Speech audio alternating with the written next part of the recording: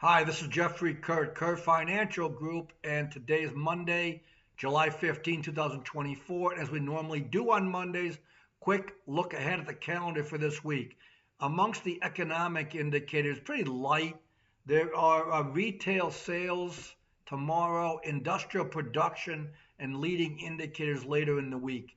But I think the economic calendar is going to take a backseat to the earnings calendar. Among some of the more important ones, United Healthcare, UNH, it's a Dow component they report, I think tomorrow. American Express, another Dow component later in the week. We've got Johnson and Johnson, Abbott Labs, two big pharmaceuticals, and Netflix on Thursday.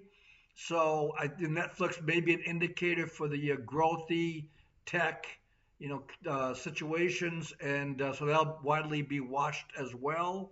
And I think an interesting one, Alcoa, it used to be a Dow component years ago, no longer, but it may give us some insight into how metals and the cost of doing aluminum plus the pricing for Alcoa as to maybe how it may impact inflation at the business level too.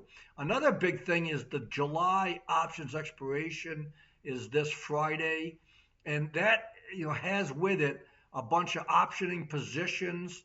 I mean, certainly there's daily options as we know on the spiders and the Qs, and there's weekly options on a lot of the larger traded companies. But the third Friday of the month is typically where the predominant amount of options expire. So the positioning right now, it appears, all things being equal, which rarely is the case, but it appears that they're going to squash the volatility further, and that may squeeze stock prices higher. So something to keep an eye on.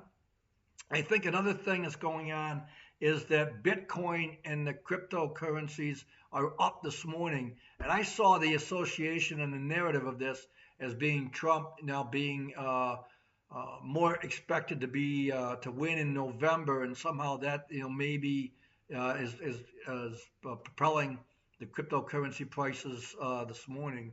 And then the other thing I thought was very interesting, the 30-year bond is now trading at a higher yield than the 2-year. And that's been almost 2 years that the yield curve's been inverted.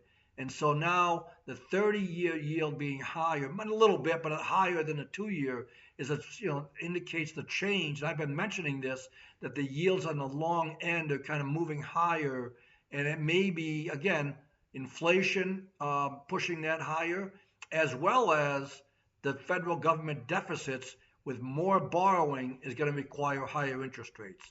So we'll be back on Wednesday. Thanks for listening. Talk to you then. Goodbye.